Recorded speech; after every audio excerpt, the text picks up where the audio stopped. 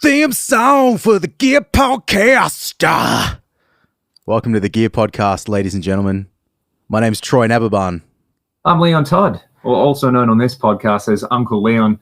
Troy, how was your week, mate? You're back playing at the Dockers again. They didn't do too well. Let's not talk about that, hey. But yeah, I was up there on the stadium. It was the Anzac Day tribute too, so that was cool. The Len Hall game. Had to play a little bit of. Oh, you probably don't know this actually. I didn't tell you. I had to start the gig with. I was only 19. Really? I'd like just play the little riffy part, and then that transitioned into We'll Rock You. So that was quite. Gotcha. Oh, that's a nice little touch, isn't it? But then, did you watch the start of the game? Like the start of the game at all? You were gigging. I was gigging, but I watched. On KO they have the minis, so bit of Rory Lobb.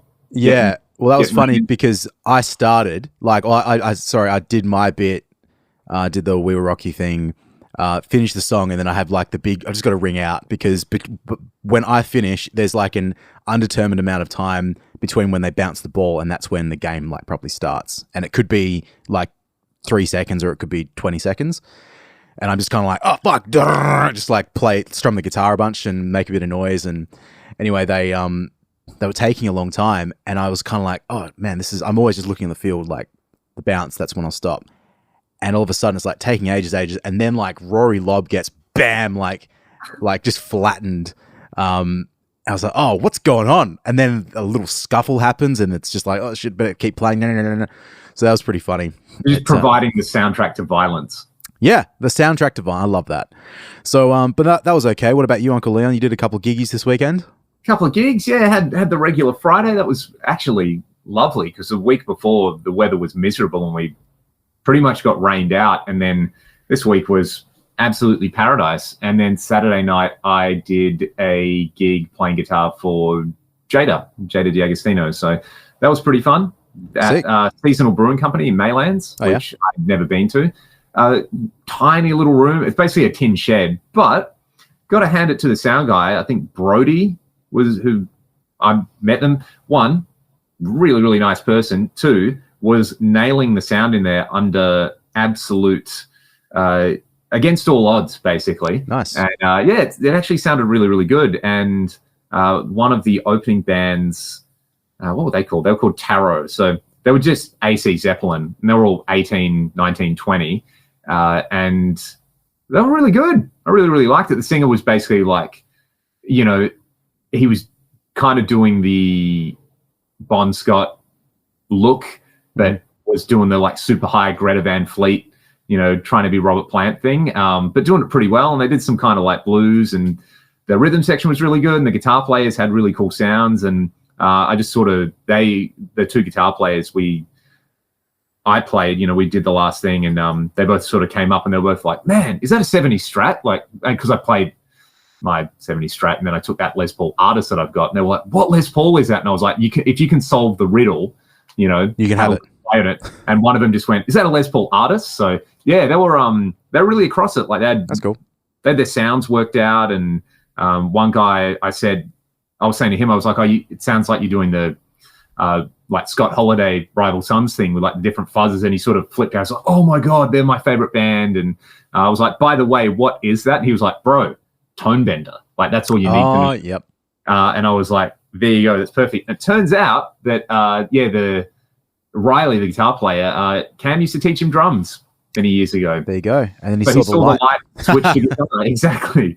So yeah, that was a pretty fun gig. Had a good time at that. And Jada's great because she has so many friends and family who come out and they get super into it. And the band was really, really good. And it was and I just vegetated on Sunday. Got what new gear arrived over the last couple of days? I showed you the other Crowther thing, which I've done a video for, should be out in the next week. But we can talk about that at a later time because this is the segue, Troy. It's coming on. That was something that I expected to be really cool, and it was. But, you suggested maybe this week we should talk about pieces of gear we expected to be awesome that were actually kind of not awesome, like gear disappointments. Yeah, I think gear disappointments, and I've had a lot of them. I've bought a lot of gear over the years that I thought would change my life, change my playing. and then after having them for approximately like 10 minutes, I'm just kind of left a bit bewildered as to what I'm supposed to do and why I've just wasted several $100s. The absolute first one that came to mind when discussing this, I think this is the best jumping off point that we can come up with, was a little piece of gear by a little brand called Carvin and a little unit called the Quad X. The mighty all the tubes Quad X. It's a piece of gear I've done a demo video with. Do you still have it? It has shuffled on to other locales, but yeah. So let's just talk a little bit about this. And a long time ago, hey. The what, sorry? You owned one a long time ago, hey. I bought one in 2018. It was either, no, sorry, not 18, 2008. Wow. It was either 2007 or 2008, but I think it was 2008. So yeah, it's been a minute, and I had it for about 12 months, and then I shipped it on as well. So we should explain for the people at home what it is, and also what it is to us as well, because I've got a very distinct memory of how this piece of gear came into my brain. So do you want to just describe what it is really quick? So it's a guitar preamp, I think early 90s, I want to say 92, and manufactured by Carvin. And I mean, it's kind of infamous for having a ridiculous number of preamp tubes in it. So it kind of looks a little bit like a boogie style layout where there's multiple channels, there's a lot of knobs, there's a lot of effects loops and graphic EQ on the back. There's a graphic EQ. There's, like speaker emulated outputs on it. Or probably recording emulated outputs, they would have called it. So there's a lot of different things going on. And on paper, it looks like it should be the most amazing thing ever because, again, loads of tubes, loads of cascading gain stages, different EQ options. Like, this should be super versatile. I think there's, I want to say at least 9 tubes in it. I think it's 9, yeah, 9. 2 rack space unit. And, again, it's got that early 90s. I think for me, it's sort of like there's a little bit of an uncanny valley thing with the way it looks, where it sort of looks like a boogie if you squint or you take your glasses off, but then you get up close and you're like, okay, this is interesting. But on paper, it looks like it should just be the most amazing thing ever. And in 2008, what did we have? We couldn't go on YouTube and watch detailed videos about these things. We just had to read about them. And let's just pause there for a second on it because let me jump in because I said, I remember this unit. We must have been playing together at the time. And so I was all about ADA MP1s. That's all I cared about in the world, rack gear. And then you had one as well, which is probably how we became friends. And while we're here still, whatever that is, 15, 16 years later. But I remember you came and you showed me, or you sent me a link. You're like, man, check this out. This is like the greatest thing of all time. It's got like... I'm to blame is what you say. Yeah, absolutely. Because it was, 3 channels or whatever. But the cool thing about it too, because, it's all analog. But one thing about the ADA that sort of sucks is that it's all like the touch buttons, which is not that bad. It just takes a bit of like, getting used to like changing the dials on it. Whereas the Carvin is like all actual knobs on it. So that's really cool. But it's also MIDI controllable. So that's awesome. And it also has multiple effects loops. So that there was the multiple effects loops thing for me. Like, I think I was running a noise gate. I think it was like at the time a Rocktron Hush. So I was running that in the effects loop in my ADA MP1 because it was super noisy. But then I didn't like having that on the clean channel. And then I still had a few noise issues. It was just like, there was just a lot of noise in the rack because I didn't know how to build the rack, But anyway, this thing came up, you found it like an old magazine, like picture, and was like, man, it's so rare. It's the coolest thing. And I think the reaction to it was, it's so rare. It must be so good. Like, it's so rare because of the way it sounded and no one ever wanted one. But I found one on eBay and I think it was about $400. And around the same time, when I bought mine, again, this is like 2007, 2008, which I usually have a much better idea of when these things happen, but I'm sort of blanking on it a little bit. But I bought that, and I also bought a Carvin tube power amp, the T100 or TS100. TS100, the like kind of Mirror, chrome-plated chrome mirror finishy front They were thing. pretty popular at the time, I remember, because it was sort of maybe the only rack power amp with tubes in production at the time. Yeah, you couldn't find much. Like there was, you might get like the PV, I think it was a classic 50, like sort of, stereo power amp. The Mesa Boogies were around, but they were really expensive. But the Carvin was like, that's right, by comparison, sort of affordable. So, maybe the VHT stuff, if you had infinite dollars and could ship one over here. Yeah, so that was just out of the question for what I had budget-wise. But in the same, I reckon it was even in the same week, the Carbon Quad X and the Carbon TS100 came up, and they were like affordable, and it was on eBay at the time because I was buying a lot of stuff on eBay.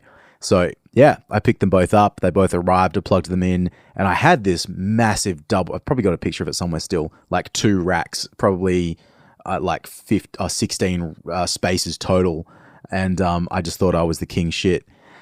And then I played with the thing, and I don't know, man. You owned one, and you had one a lot more recently than I did, but I never got a sound out of it that was like usable. The clean sound was okay, I'll say that, but I never got another sound out of it that I thought was usable out of the dirty channels. Yeah, it's such a great example of on paper versus actual experience where, I've got a Boogie Studio preamp, which kind of does some similar stuff. It was those things were basically designed for the time to be a solution to, the idea of like, you need a good clean and dirty sound in a rack doing a session. So loads of people use them. Similar to, I guess, the Soldano X88 and the CAE stuff. They existed for a very specific reason, and those units, we're talking mid to late 80s. And the studio preamp, it's essentially just it's like the missing link between the Mark IIc and the initial Mark III. So it sort of like sits in, kind of has a little foot in both worlds. Very easy to use, a knob for every function, button to change channels. You can turn the fat switch on and off, and maybe a bright switch. I should look because it's right there. Bright, fat, and then lead, and you can foot switch it, and there's a bright switch. So it's pretty written in my yearbook. Bright, fat. Yeah, exactly. All my report cards. Go on. Bowl with the ball, mate. Yeah, that's true. Yeah, you got to put that on your CV as well. My LinkedIn. Maybe we should try and find that photo for the official Gear Podcast profile. Let's not do that. It's out there, ladies and gentlemen. So anyway, the studio preamp is amazing. It's a great sounding preamp. It's in my list of favorite guitar preamps ever. And the Quad X tries, but it just kind of doesn't nail any of the things it set out to do. It's a little bit confusing the way some things are laid out. There's something called a cloaking. Yeah, that's right. On there, which you'd think it'd be, it's a noise gate. No, it's some other thing.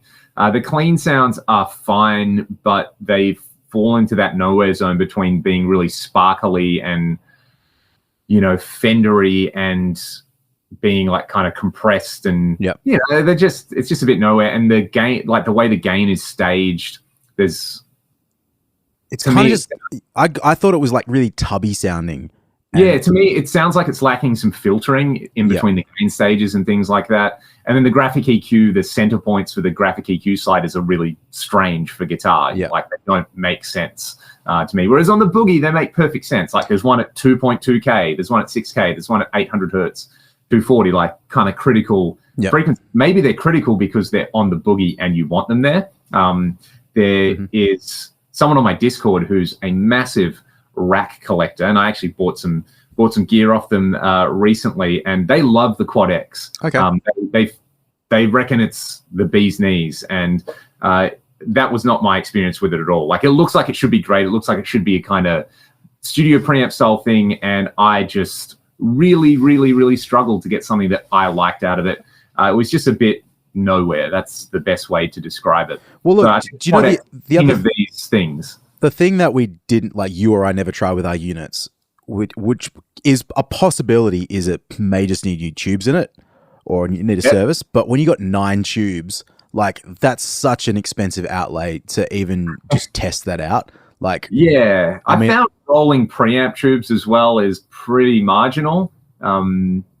I mean, there could be a dead one, like it. Not that it's like good or like different types, but just like maybe there was a busted tube in it out of one of 9. But that's a possibility. But I sort of doubt it. It doesn't really feel like it would be like that. But anyway, yeah, it just I think given the level of complexity with it, you don't get the payoff of like, oh wow, it's super versatile. It's just kind of super complex and it's got a few sounds, rather than being the be all and end all of preamp. So I think the Quad X is right near the top of the list. Just quickly on that, like the way that I really wanted to run that, and this was back in the day. So because in my opinion, and still in my opinion, racks are so cool because the idea that you can have like all of your sounds and it's on one button and you're not tap dancing with pedals.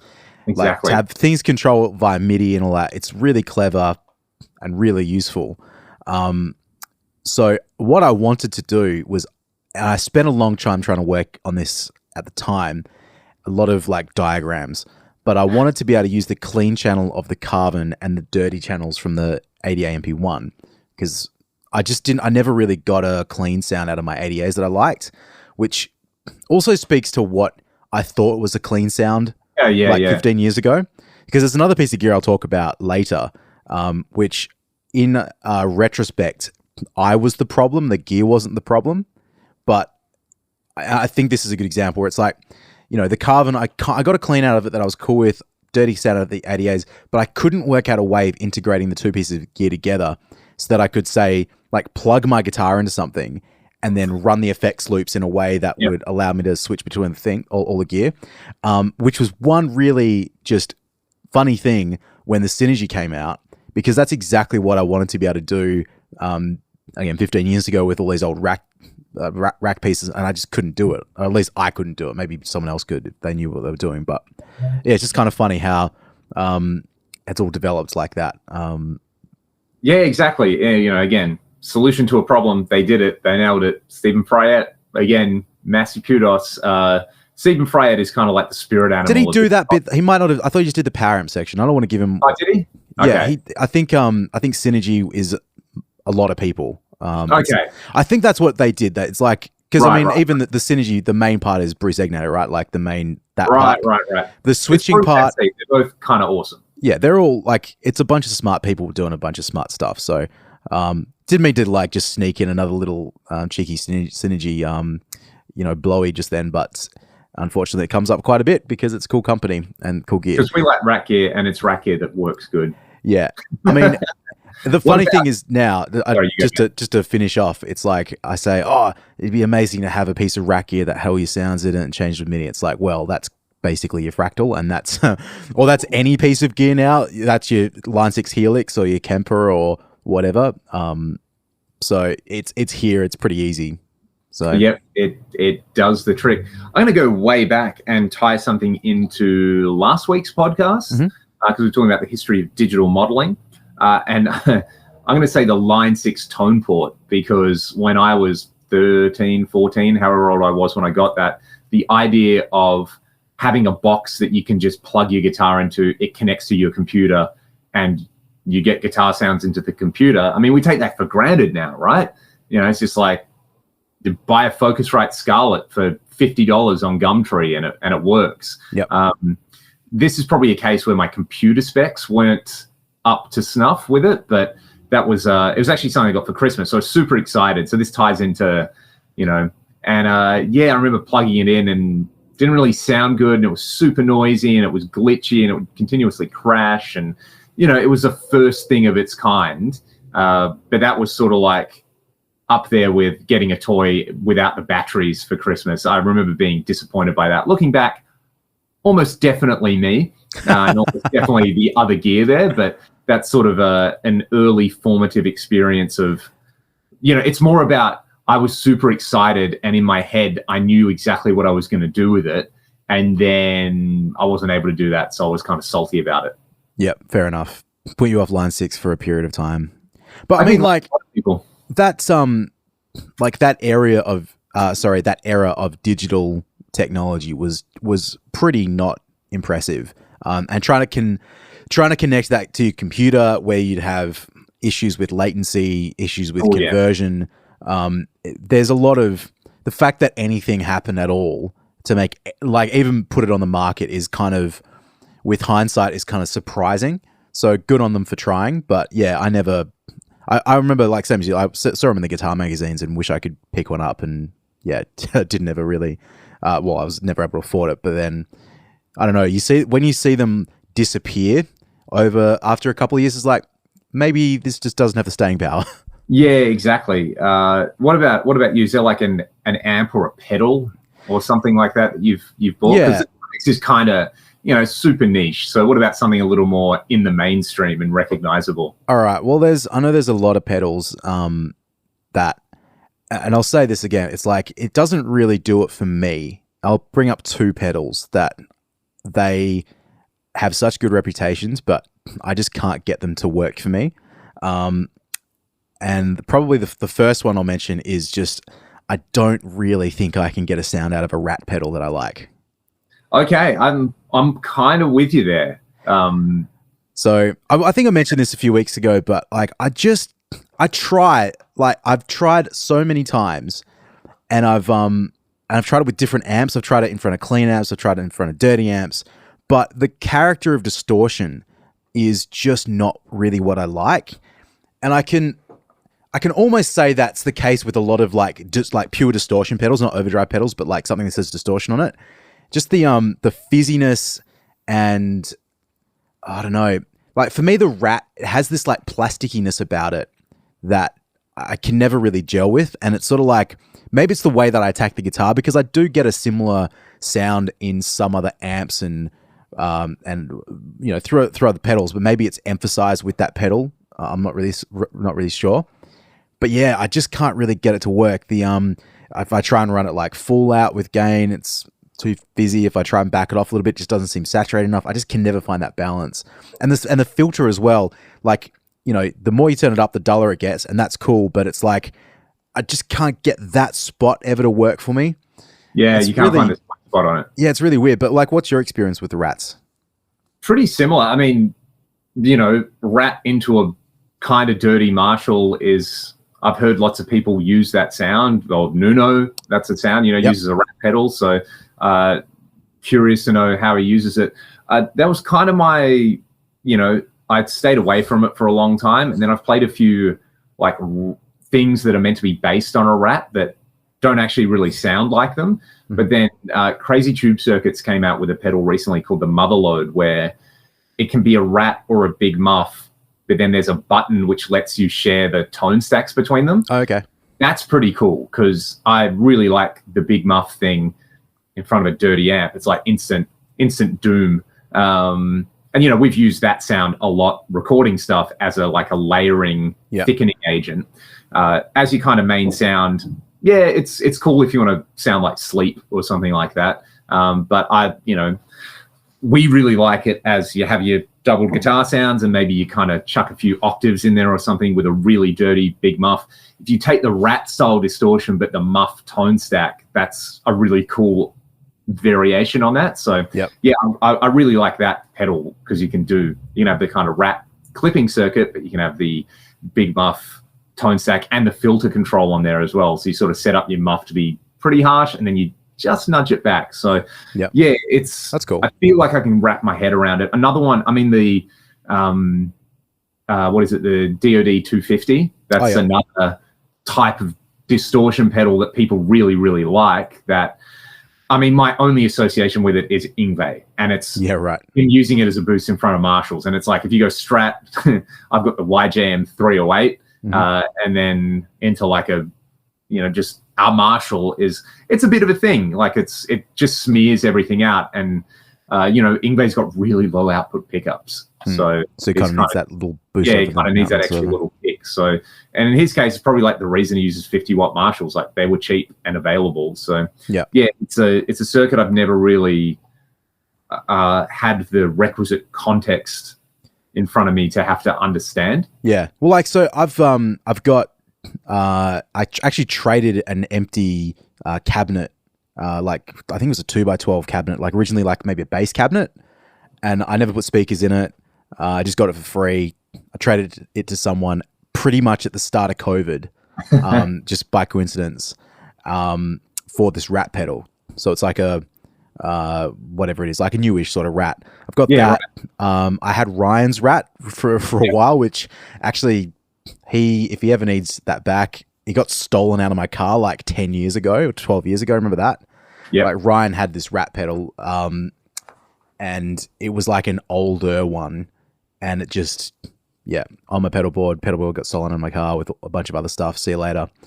And at that time I was like, it was okay, but didn't really love it. But then I had Johnny C, Anarchy Audio, build me this dual pedal. So it was a Rat on one side and an OCD on the other.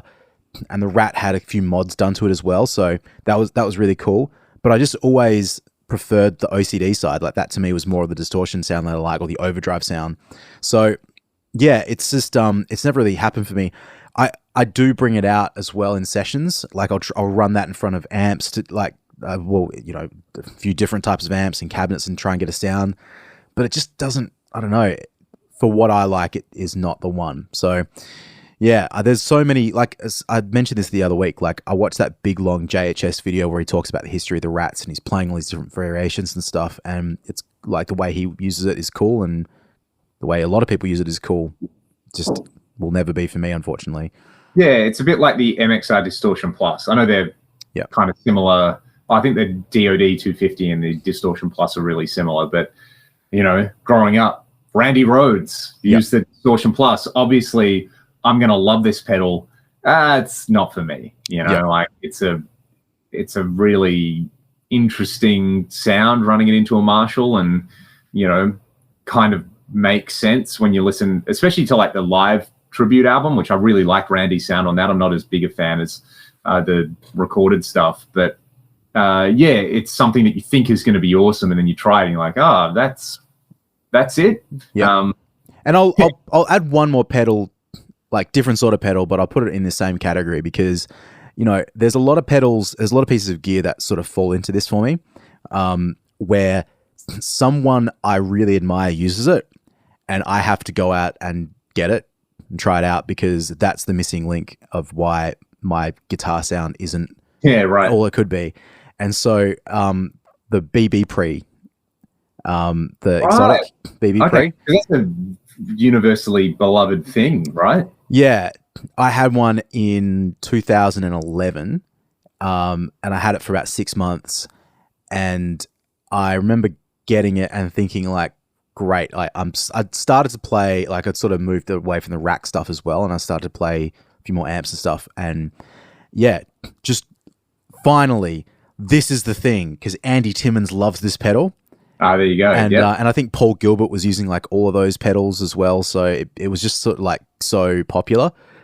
And then got it, plugged it in, like, here it comes, everybody. I'm about to be the best guitar player in the world.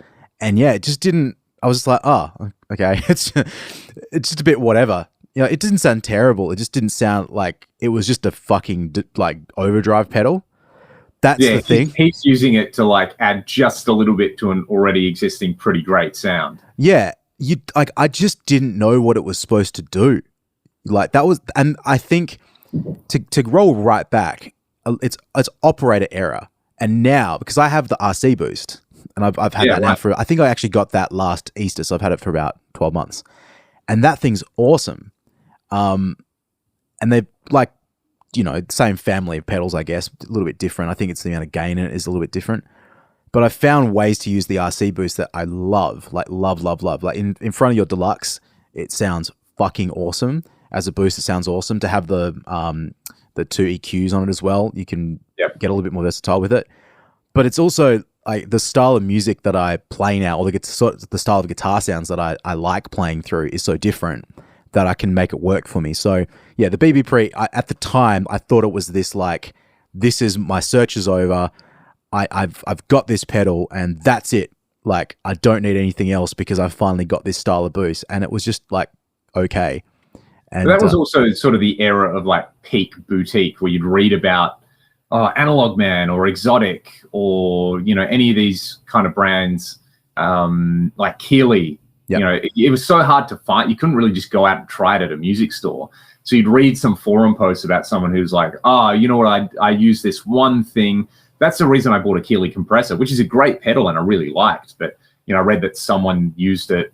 I don't know what sort of style of music they play, but I was like, okay, I'm going to use that as a boost, and used it for a while.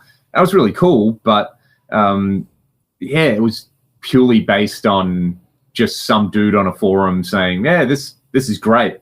And lots of other people kind of parroting that, which you still get. There's still that effect out there with gear. I think now you can just listen to clips really easily and be like, no, actually, that really doesn't sound like it's for me. So, yeah, that's interesting. I'm trying to think of specific pedals that I've had where I thought I would absolutely love it and use it all the time, but I just didn't.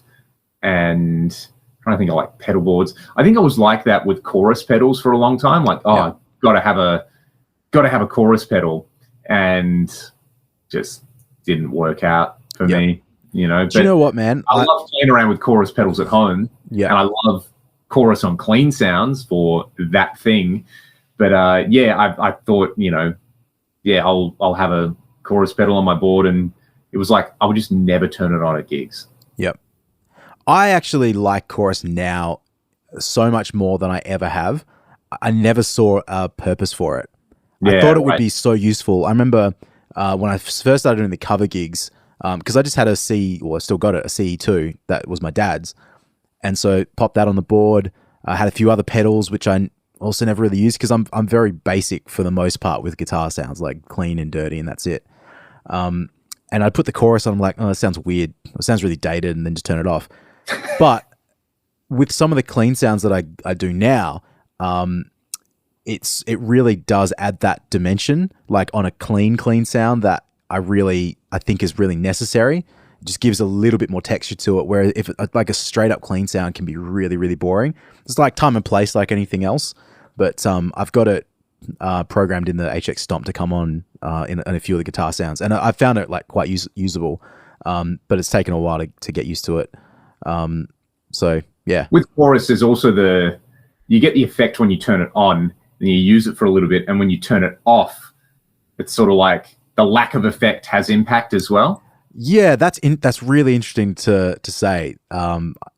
That's overlooked. The same thing goes for a lot of effects like that, reverbs and delays as well. Like to go to stark guitar, it's pretty plain and boring, but yeah. But it works. It can really kind of work just in context. So yeah, that's pretty interesting. What about guitars? Yeah, look, I feel like I've probably had a few more of these experiences over the years where I've convinced myself that there's a particular thing that I need, and then I get it, and the honeymoon period is very, very fast. There's a few examples and a few types of examples. I think I don't really sell guitars, so I've sold a couple. Like even in the last 12 months, I've sold a few. I sold a little Gretsch that I picked up really cheap with a broken neck, and I got rid of that just because I wasn't really using it. So the regret guitars that I own, I still have most of them.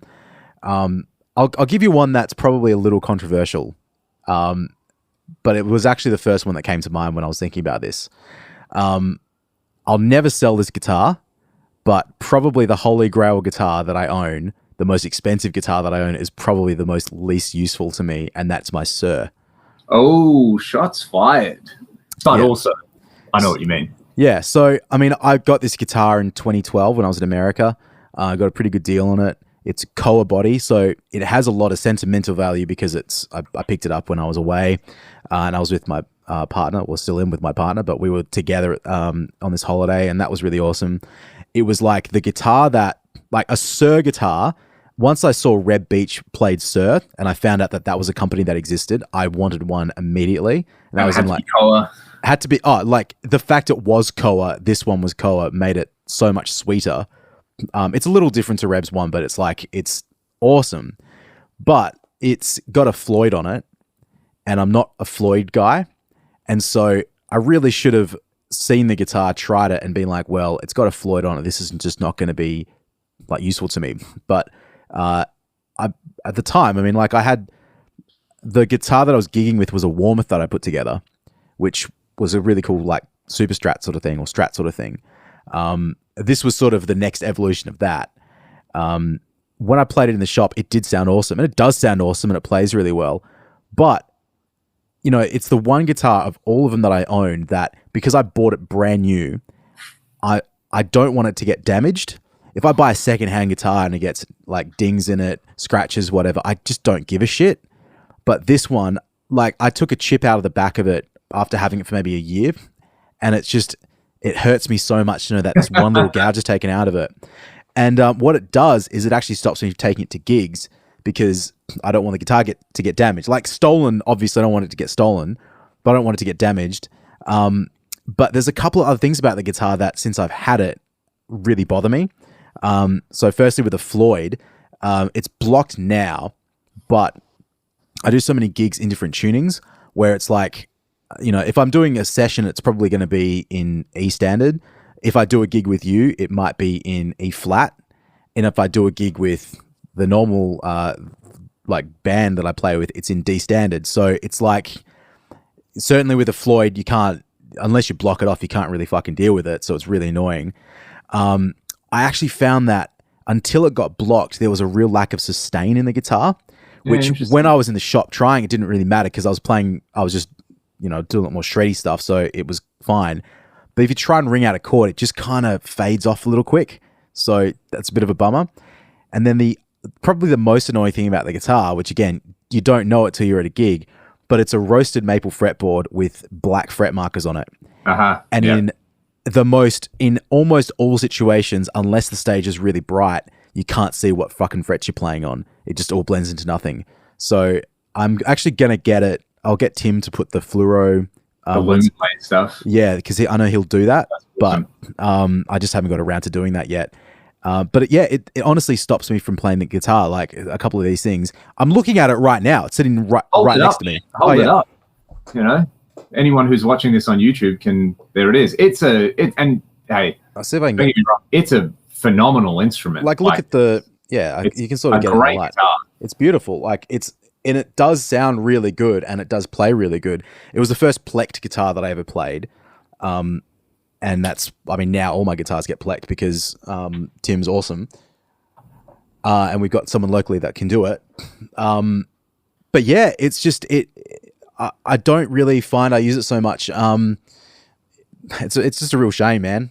Do you find that you said to yourself, it's got a Floyd, but that's cool, I'll just learn to love the Floyd because I want the guitar so bad? Yeah, absolutely. I talk to myself. That's exactly me with every Floyd Rose equipped guitar I own. And I finally learnt my lesson, and I can almost pretty much safely say I will never buy another guitar with a Floyd Rose again. You know, I bought a Hamer Californian the first year I went to the States because, well, one, it was pretty cheap, and two, available, and three, it was sort of like, I've always wanted one of these. They look cool. I like Hamer stuff. I like the Super Strats. Do you still have that guitar? Yeah, I still have that guitar. It's up on the rack. It's I got Tim to refret it, and it's an awesome Super Strat. But again, and it's blocked. But again, it's just the Floyd thing for me doesn't really work. The one exception is I have a PV Wolfgang with a Floyd that's flush mounted.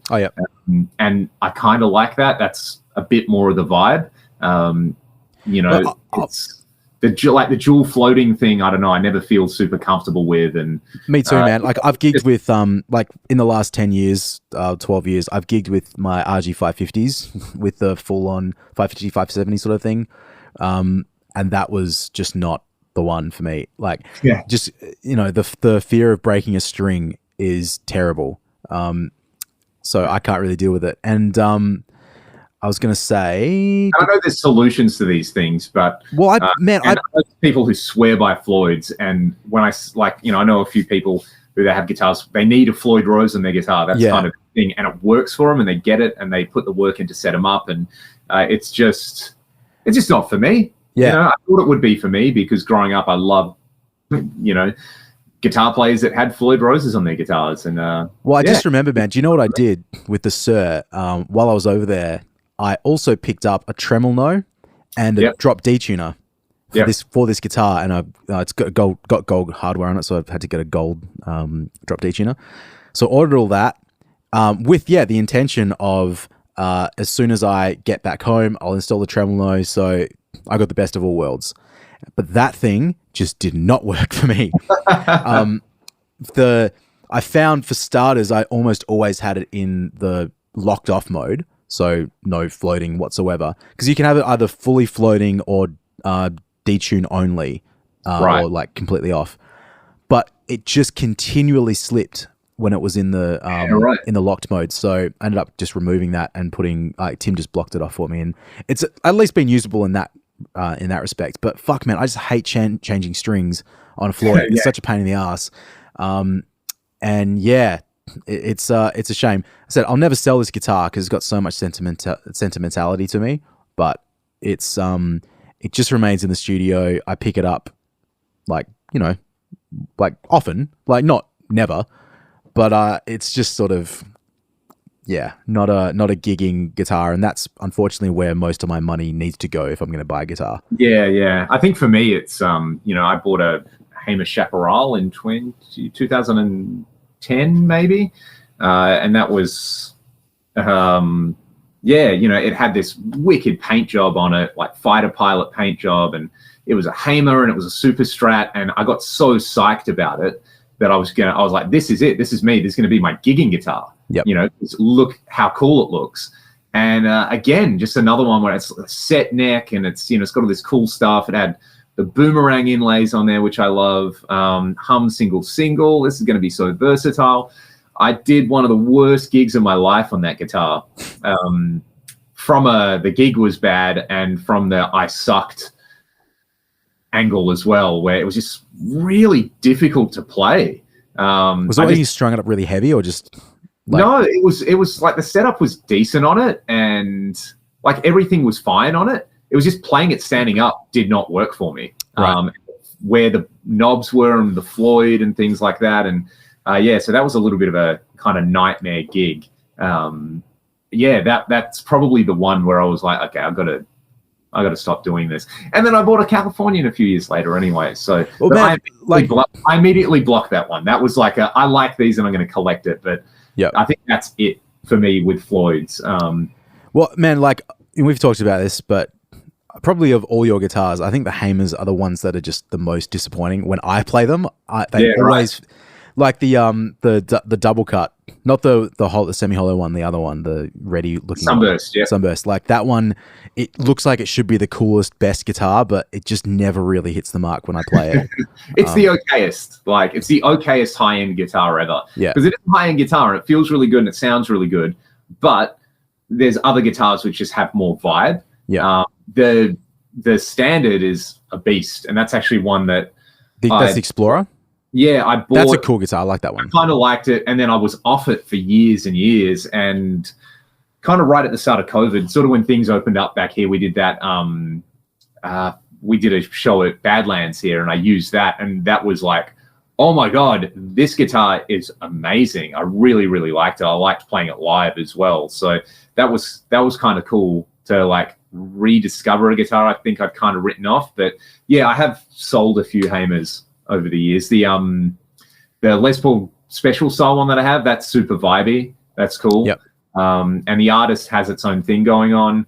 But yeah, I think it's like the Sir, like where it's objectively really good, but for the stuff that I like, it there's just stuff that I have that I like a whole lot more. Yeah, that's completely it, man. I mean, I probably recently, like my Charvel, my what is it? The SoCal? Is it a SoCal? Yeah. Or is it San Dimas? I always forget which one's which. Anyway, it doesn't have a Floyd on it. It doesn't have a pick guard on it, whichever one that is. It's I was so close to selling it. Like I bought it only like say 9 months ago, but immediately put heavy strings on it. And because I was playing, like I was expecting to be playing it in D standard, and the reason I got it actually was because I love the sound of single coils in the like neck position, and I really don't like humbuckers in the neck position.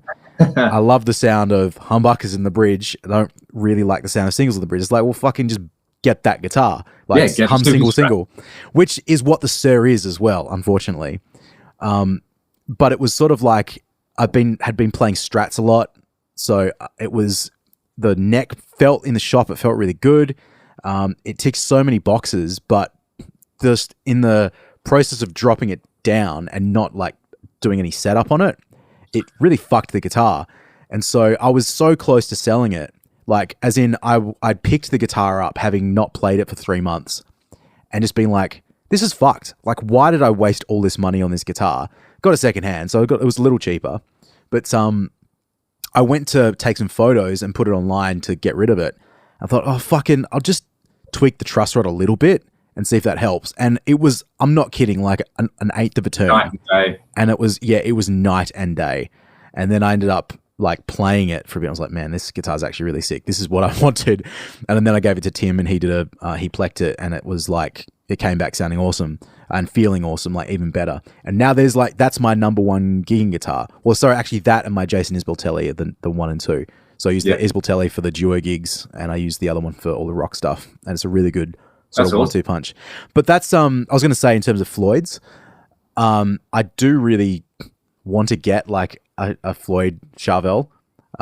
They released the just cause it's there's a silver sparkly one that they released at the end of last year, which I haven't seen any in shops, but it's kind of like the one guitar that it suits my personality a lot and what I like. It had the Floyd on it. I was actually going to buy one before I found the guitar that I ended up buying, because it doesn't have a Floyd on it. And I was like, oh, well, this is actually probably a lot more usable. But if I happen to have the cash and the guitar happens upon me, then I may not be able to help myself. But you can never have too many guitars. They just it's a shame. Like, I've got a lot of Ibanez guitars that I love. I just love them because I think they look cool, like the 550 and 570. And they were at the time Holy Grails, thinking that like when I finally got an RG 550, that's all I wanted. Because you got the yellow one, I've got the red one, and I think maple fretboards look so cool. And there was a period of time, some of the best looking guitars ever made. They're awesome. Man, and like you just didn't see the maple fretboards on that many guitars for a period of time. There was all rosewood and stuff. So I think that they just look really cool. But yeah, I got the guitar and it actually sounds pretty cool, but it just needs a setup, and I'm not really wanting to put that much money into it at the moment. There's a few other like pieces of gear that have filtered into my consciousness while we've been talking about this. A few pedals actually. One is the Boss OS2 overdrive distortion. Oh yeah. Which on paper, again, I was like, oh, this should be awesome because I love Boss overdrives. I don't remember that one. Is that a dual pedal? No, it's a single. It's just a little yellow Boss pedal, but it has like a blend control that takes you from overdrive to distortion. Okay. When did you get that? Like, what year was that? I like bought it off eBay a few years ago, did a demo with it and flipped it almost immediately. Like got what I paid for it. Yeah. And yeah, it was just weird. Like the overdrive didn't sound great. Like the overdrive didn't sound like an SD1 or an OD1, or it just was kind of its own thing. Yep. Which wasn't awesome. And then the distortion was noisy and didn't sound like a DS. I thought it'd just be an SD1 to DS1 and you can like park it somewhere in the middle and get a little bit of both. But yeah, that was definitely a strange one. The other one of the most recent pieces of gear that I bought is the 88 pitch rack. Right. I bought it. Yeah, I was telling you, there's someone on my Discord who is way into the rack stuff. They had one and they sold it to me, which was really, really cool. And it spent like 6 weeks in customs. And I was like, oh, maybe it's one of these things where it's just never going to get released. But it's just a non-eventide pitch shifter from that era, which means that's kind of fine. It's not stereo, so it can't do stereo. Oh, okay, right. Which hey, operator error. I didn't look up anything on it. I just went, oh, you got that ADA for sale? I'll take it because it'll look cool in the rack. I think I need to fix the input knob as well because it's either all off or all on. Okay. Having said that, there are a few things in it which are like, it's so bad it's good. Like you can really overload the input and it sounds really, really nasty. Okay. The octave down, like you can turn into a really dirty octave thing. So I'm not going to pass judgment on that one just yet. But when I got it and saw it was mono, I was like, I wanted to have 88 dual D tunes. So that was the letdown there. And go find another one. It's purely, well, exactly. You know, like people with 2 Roland SDEs, right? Mm-hmm. You know, it's a lot of rack space for a stereo delay. But yeah, that one, I'm going to look at this rack because there might be a few other things in there, which were, you know what? Another one, the Kitty Hawk Quattro. Oh, yeah. It was good. But I expected it to be great. Because, you know, again, Reb Beach used one for a while, but, you know, those interviews came out later where he was like, yeah, we used to call that the Shitty Hawk because they just work immediately. And he's like, and I went back to using Marshalls anyway, so whatever. So, yeah, that was one where, you know, look, there's the PD Rockmaster, there's the Kitty Hawk Quattro, and there is the Lee Jackson GP100, GP1000, whatever it is. The perfect connection. I really still want to get a Lee Jackson. One of the mods on my Discord got a GP recently, and I was like, bro, if you don't like it, I will buy it off you, like no matter what. I just want to try one. I want to have it in the rack. So yeah, that definitely kind of comes to mind where, you know, again, it's in that sort of nowhere land where it's not a super hot rodded Marshall thing. It's not like a Mesa thing. I don't know. It's you can definitely get some cool sounds out of it. The other one is, and look, I haven't tried the real thing, but I remember not long after I got an AX8, I went, this is it. I'm going to use the Bogner Fish model. Oh, yeah. Yeah, and did not like it at all. Still not super into it. And then subsequently, every clip that I've watched of someone using a Fish, it's not my favorite sound. Like, I know Michael Nielsen has one or had one and has done some clips with it. And, you know, it's one of those things where, like, you know, you got something on and I'd be like, whatever he's using at the moment's not my favorite thing. Yep. And he'd flick to, like, the Soldano X88 or any other preamp and I'd be like, yeah, that sounds sick. Mm-hmm. So, yeah, that's one that I haven't had hands-on with. Another one would be it's in the Synergy stuff. I didn't love the Friedman modules. I thought they would be the bee's knees. For me, I liked for the just rock and roll hot rod Marshall thing, I think the Deliverance is the one. Mm-hmm. That's sort of the all-rounder gigging module, which I know you've got one. I thought the BE would be it. Having subsequently played a real Friedman BE, kind of the same thing, where it's awesome. It's like, it's such a sound, but it's just a little bit smoother and a little less kind of, you know, we were talking a little while ago about your Marshall JMP, which just has this like 2 to 4K. There's all this like nasty energy in there with it. Yeah. It's like they kind of filtered a bit of that out. So it's lacking like a little bit of the scuzz that I like from a Marshall style thing. Mm-hmm. It's the straight up Synergy Brick 800 module. I liked a lot more for it. So yeah, not that it's bad. It's just not for me. And I think it's actually a sound a lot of people would love. Yeah, it's so interesting with that because I use the BE in a lot of digital modeling that I've like the pedals or whatever. So yeah, AX8, that was my main sound for ages. It just did it for me, and it's mostly comes off the back of everybody raving about Friedman, not so much just like trying everything in the thing, because you know with the Fractal there's just a million things to try, unless you're Uncle Leon over here that has gone through every model several times. But the main so apart from using it in the AX8, before I got the AX8, I was actually using the plugin, the UAD plugin. Oh, the one Brainworks make? Yeah. And that's really, it's good, but it's exactly what you're describing with the actual amp and that smoothness, where I struggled sometimes. I thought I would get so much more like, just I guess, chunk. Well, it's not even the chunk. It's just like the top end out of it. I just thought the top end would be a little bit more open, and it's not. But it does, like once you get used to playing it, because I use that plugin for a lot of stuff. In about 2016, 2017, I was using it for a lot of demos, and I loved the sound. I got some really cool sounds out of it. So it's almost like I just had to get used to playing with that tone. And once I did, it was like, sweet, we're fine. Like, we're all G. I think in the Fractal, for whatever reason, I get a little bit more top end and a little bit more clarity out of it. So I sort of like that more. I remember watching a video with Dave actually from that, or back then, when he talks about, it might have just been when the plugin had just come out, and he's like, man, this sounds like my amp. This is like 99% what it is. And I took that as being true, which I'm sure he's not lying about that.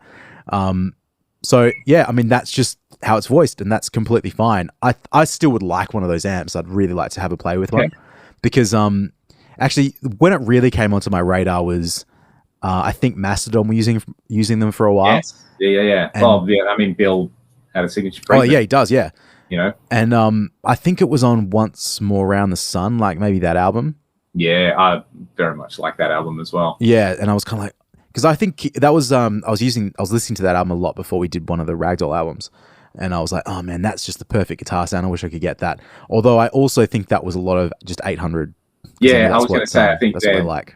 They have good 800s that they use. Yeah, and doing the Zen amps thing, that was my exact thing. It's like you play the Friedman and it's like, whoa, but then you listen to it next to an old Plexi or something, and you're like, okay, the Plexi is like this in terms of like the sonic spectrum, and then the Friedman is like kind of this, which is a sensible thing. The master volume on it's really, really good.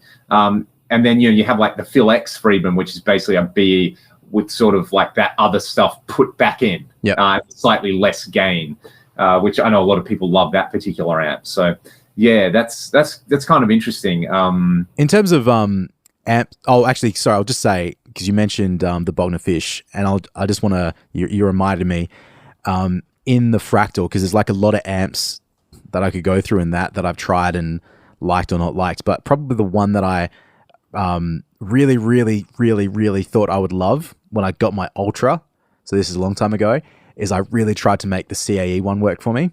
Yeah. Because Red Beach was like, me, that was operator error because I didn't understand how the EQ worked. Okay, how does the EQ work in that then? Is that so it's like an active EQ, so more like a studio EQ sort of thing rather than so it's like in the middle is 0 and then it's subtract and it's add. So it's actually a pretty cool one for lead sounds, but yeah, you try dialing in like a Marshall and it doesn't sound like a Marshall.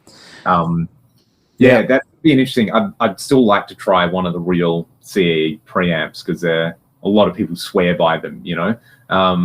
There's heaps of rack gear which I've tried where I was like, yeah, this will be great, but thanks. I think the list of rack gear is so enormous. Like I could tell you about the Rocktron XDC.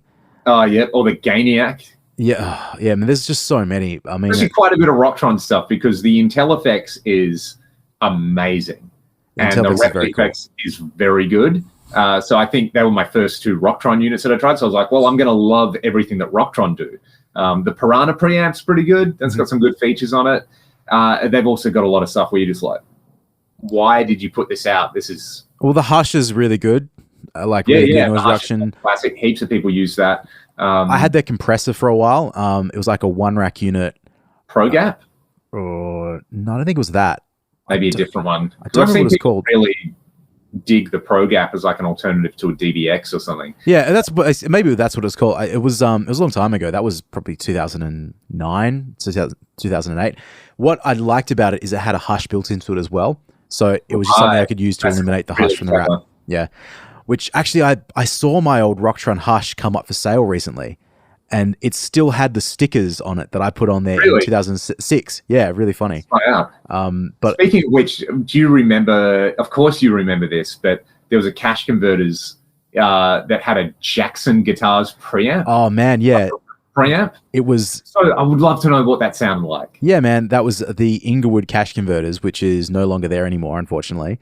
And it was there for years and years. I really like. I think it was a preamp, maybe even a power amp. Yeah, right. And then at one point, maybe the preamp sold and the power amp was still there, but never bothered to plug it in. Actually, funnily enough, the thing that I always wanted to get was the Art. Was the SGX 2000. Yeah, they had one at the Cashies in Osborne Park. Wow. Remember, you may or may not have been with me, but they had it there for years, like so long, and I was just waiting for it. The same place that had the power brake that we talked about the other week. Yep.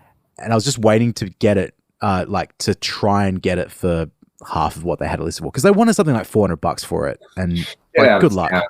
So, but I thought, maybe $150. I could probably part with it for that, which is why I've still got this real soft spot for the art units because I think they just look so cool. They're so are the best looking units. Yeah, it's so of its time. But yeah, do you still have those? I've got the power plant. Yeah, that's actually the only one that I've tried. And again, the okayest preamp ever. It's a solid state preamp, and you can kind of you use it as a glorified distortion pedal into something. You can kind of get like a dime bag sort of sound out of it, which is pretty fun. That sort of stuff. Often, if you explore the extremes, you can get some cool stuff out of that. So, like the HM2, like the Metal Zone, like the Valve States, they can be set up to do some pretty extreme stuff, which is pretty appropriate. There's actually, I don't know if you've watched it yet, but there's a Plague Side Studios video on the original Valve States. I saw it come up. I didn't watch it. 45, 50 minutes, but he goes through all the bands that use them and pulls the sounds and goes into speaker choice and mic choice, and that's cool. Really impressive. Some of the Chuck Schuldiner tone recreations are just spot on. It's like listening to the record. And you sort of hear it and you're like, actually, yeah, that's a pretty cool, unique sound. Yep. So that's, for anybody listening at home, that's a really, really good one. The other one that I will throw out, the last one, is the Marshall TSL 100. Actually an amp that when I started playing guitar, my dad bought one from a literal fire sale. Cosmic had a fire. That's right, I remember that. Damaged. So he picked up a TSL 100 pretty cheap. And because it was a 3-channel Marshall, and I didn't know any better. It was I would play through that amp all the time. And then when I started doing gear demo videos, I pulled it out. And I was like, the TSL, I've gigged a DSL for ages. Surely I'm going to love this. And again, I have pulled it out multiple times. I do this yearly where I'm like, okay, every time I do this, I kind of get disappointed by it. It doesn't live up to my expectations of it. I try everything. I try different speakers, different guitars, boost, extreme EQ settings. I just don't love that amp. That is it. I love the JCM 2000 DSL, one of the best amps Marshall ever made. The TSL, for me, I don't get on with it. It's a massive disappointment. What is it about that amp that you don't? What's so different about the DSL? Because I've never really tried them back to back. Yeah, to me, that just playing a proper Marshall, Troy, playing a good old Plexi or a JMP or a 2203 or something, a good one. There is all the things that come associated with Marshalls where it's they sit in the mix great. They're really fun to play. They make me want to play AC/DC songs, basically. Yep. There's this real immediate attack. You plug a Les Paul in and it's a thing. You plug a Strat in and it makes me want to be Richie Blackmore. It's totally a vibe thing for me. Yep. That's pretty much it. Do I want to play AC/DC on a Les Paul, and do I want to play Rainbow songs on a Strat? And I don't get that from the TSL. I just don't get that vibe at all. Right. The clean channel is okay and kind of Fendery. Not a bad clean channel by any measure. The crunch channel, again, is okay, but it is just a little... the attack softer or something like that. And then the lead channel has, again, a lot of gain, but maybe not the right amount of filtering. So, right, okay. Yeah. And then finally trying a JVM properly, the 410, that's what I wanted the TSL to be, because that thing on the dirty channels can do the high gain 5150 kind of thing. Yep. It's really chunky. It feels really, really good. The Satriani version has a JCM 800 style crunch channel. So yeah, it's, I feel like the DSL just has it's just got enough there for you to get the right sounds, but not too much. Whereas the TSL almost has too many options on it. Yeah, okay. Yeah, I was going to say another amp, which I've tried a few times, but I think you have more experience with this, the Nomad, the Boogie. Oh yeah. I guess we've sort of mentioned that before, but it should be awesome, but it just doesn't really sound the way I want an amp to sound. Yeah. So that Formula preamp was a bit like that as well, where it suffered from basically not being a Mark Series design. Had its own thing going on. I didn't love it. Is that what because they made the F50s and stuff, right? Yeah, it might be the similar sort of generation of those like F50 Nomad. Because I know some people that like froth those, like that's their sound. You know what I mean? Like they love it. Yeah. Yeah, I don't really know how the Nomad fits into all that in the hierarchy of messes. I just know that I really struggle with it, but it's kind of like anything now, because I got rid of that amp in I think 2018. So what I know now and how I would dial in an amp is it could just be operator error, but the heaviness of it made it really unattractive to move around. Yeah, I mean the thing is, like, I don't think I've sold that many amps. I've been like trying to think about that even over the course of the conversation, because I got rid of that. I got rid of my 900, but the 900 was never really, I wouldn't say it was anything that I expected it would. Like, there's nothing about it that was like, oh, this is going to change my life, apart from the fact it was a valve head, and I really wanted to have a valve like head. The Nomad I thought would solve some problems because it was a more, well, yeah, funnily enough, I thought it was a more portable amp, but it just wasn't because of the weight. Yeah. And then I had an AVT as well, but I don't want to put that at AVT 100 because I don't want to put that in the category, because that was you don't come in with big expectations. Well, what are you when you're 16, man, and you need an amp? Like, there's same as like my Zoom 606. Like, it was the coolest thing in the world when I was 15. Still.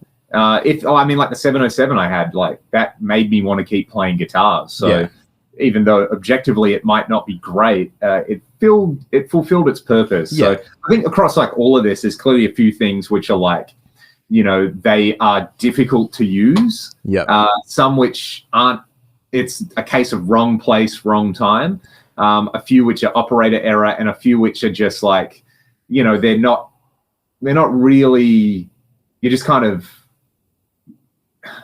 You don't really know what you want. You think you want something, but then luckily you try the thing and you figure out it's like, it's not a Rat, or it's not a, you know, Dodd 250, or it's not a Marshall TSL.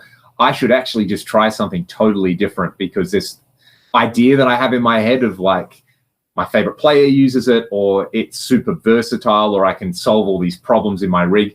I think the biggest one for me is, this will let me do so much more stuff. Yep.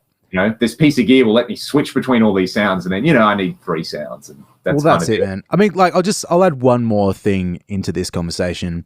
I'm almost every time I just decide to upgrade something, like a guitar, like I'm going to put new pickups in this, or I'm going to change the the hardware on it.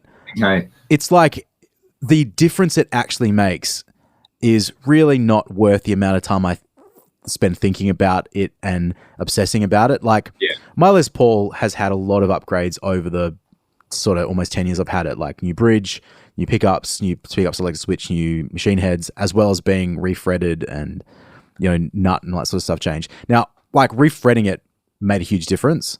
Yeah. But it's like when I put a new bridge on it, because the bridge that was on there had a bit of a dip in it. Yeah, right. Like, because it got a bit bashed up. A little bit busted. Yeah, so it needed to be replaced because of the damage it had to it. But I put like a Tone Pros one on there. I can't tell you it sounds any fucking different. Like, it's just, it needed to be replaced because, and the same as a pickup selector, it needed to be replaced because it was broken. But no, I put a Tone Pros bridge and tailpiece on my Les Paul because I got sick of them falling off when I changed the strings. Well, there you go. That solves a problem. That's literally it. You know? Yeah. It's not like, oh, well, it sounds so much better. It's just like, well, that's convenient. I'll do that. Same as locking tuners for me. I just like them. The convenience of them is good, yeah. But then it's like, you know, when I was having all these issues with the Sir and the Sustain, I thought maybe I'll get one of those big block things and that'll change my life. And I thought about it, but it just seemed like such a ball ache to take the whole Floyd apart just to put the thing on. And like, I just didn't want to deal with... Actually, the biggest turnoff was it, like, trying to intonate the Floyd.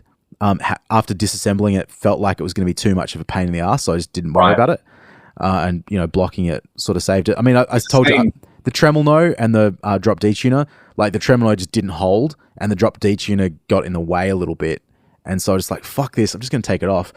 But I've changed pickups in guitars so much. My Warmoth Strat has had so many different pickups in it, singles in it.